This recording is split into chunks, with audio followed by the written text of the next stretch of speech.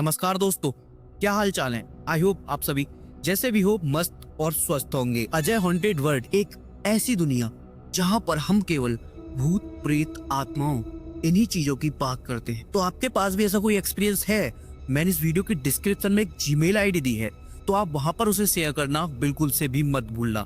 And आज जो है मेरी तबीयत बहुत ज़्यादा ख़राब है, इसलिए मैं नहाया धोया नहीं हूँ और ऐसे ही वीडियो बनाने बैठ गया हूँ, क्योंकि वीडियो काफ़ी लेट हो चुकी है, काफ़ी टाइम से वीडियो नहीं आई है। तो जो प्रिया की स्टोरी मैंने पहली बार डाली थी उसे मैंने फिर से रीराइट कराया है और उसी स्टोरी को मैं सुना रहा हूँ।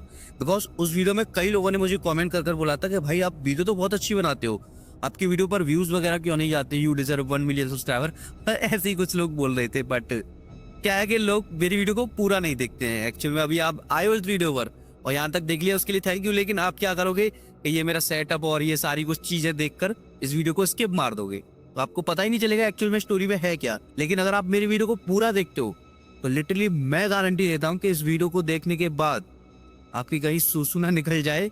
लेकिन हाँ, वाकई में ये स्टोरी है वो प्रिया ने शेयर की हमारे साथ, और वाकई में स्टोरी बहुत ज्यादा हॉन्टेड है। तो वीडियो को बिना स्किप करे लास्ट तक देखना, वीडियो में बहुत ज्यादा मजा आने वाला है और आपको इस स्टोरी को सुनकर बहुत ज्यादा डर लगने वाला है। सो आइए जानते हैं आखिर क्या है प्रिया की स्टोरी। हेलो, मेरा नाम प्रिया है।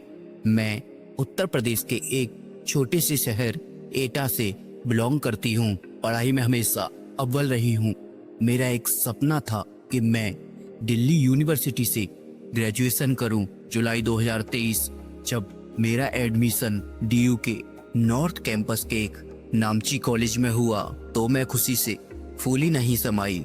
मेरे माता पिता थोड़ा डरते थे कि अकेले लड़की को दिल्ली भेजना ठीक रहेगा या नहीं, लेकिन मैंने उन्हें यकीन दिलाया कि मम्मा पापा मैं सब संभाल लूंगी। मुझे कॉलेज के पास एक पुराना डॉर्म अलॉट हुआ जिसका नाम था शांति निवास छात्रावास। सुनने में नाम तो शांति वाला था, लेकिन अंदर की कहानियां कुछ और ही थी। इस डॉर्म में मेरी एक सबसे अच्छी दोस्त बनी आयशा, जो मुंबई की रहने वाली थी। हम दोनों एक ही रूम में रहते थे और एक दूसरे के साथ काफी मस्तियां किया करते थे, और कभी कभी तो दूसरे रूम की गर्ल्स भी आकर हमारे साथ उन्हीं मस्तियों में इन्वॉल्व हुआ करती थी। तो उनके साथ 1-2 महीने तो पता ही नहीं चला किस डॉर्म में कब बीत गए, और मेरा और ऐसा का तो एक दूसरे के बिना रहना भी मुश्किल हो रहा था। लेकिन हम दोनों को बिल्कुल भी अंदाजा नहीं था कि हमारे साथ यहाँ क्या होने वाला है। कुछ दिनों तक तो सब कुछ ठीक चला, लेकिन धीरे धीरे बाद में हमें अजीब अजीब चीजें महसूस होने लगी। कभी कभी हमें लगता कि कोई हमें घूर रहा है, और एक बार तो मुझे ऐसा ने कहा, प्रिया प्रिया मुझे डर लग रहा है। मुझे ऐसा लग रहा है जैसे कोई हमारे दरवाजे को जोर जोर से पीट रहा है।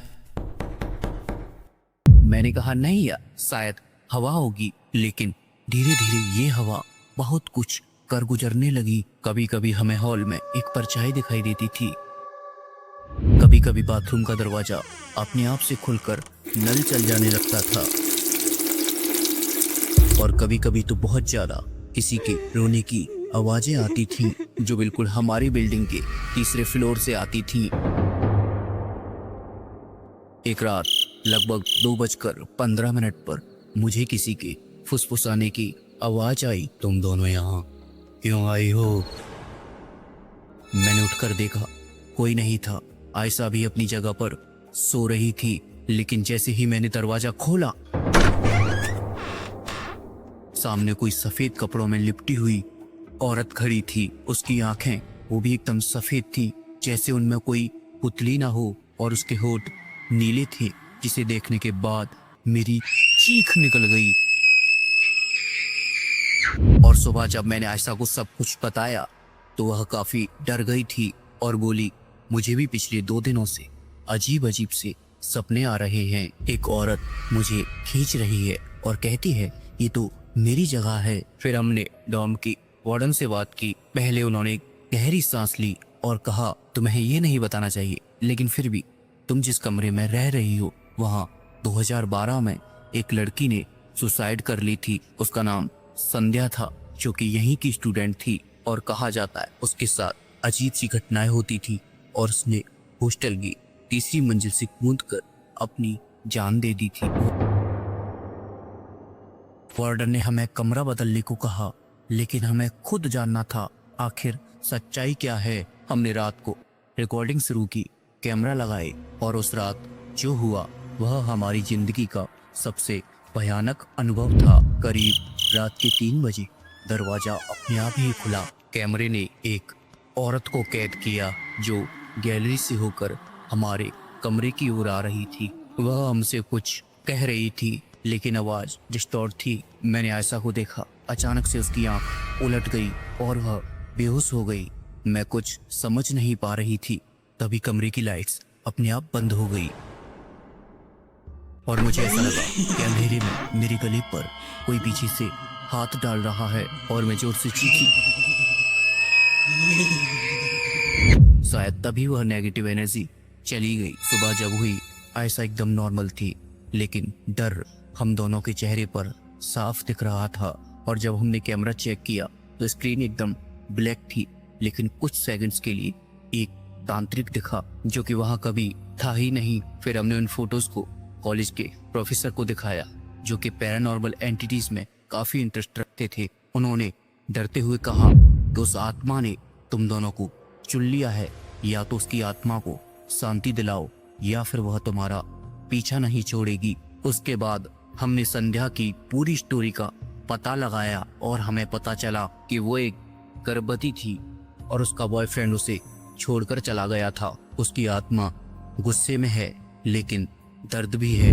फिर हमने एक पूजा और विदाई कराई, जहां पर संध्या की आत्मा को माफी दी गई और शांति की कामना की गई।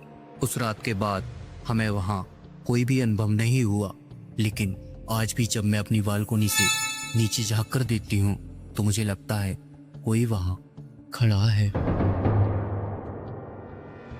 Thank you so much guys video को पूरा देखने के लिए। आई होप आपको वीडियो बहुत ज्यादा पसंद आया होगा, क्योंकि अगर आपने मेरे कहने तक यहाँ तक वीडियो देखा है तो अच्छा ही लगा होगा।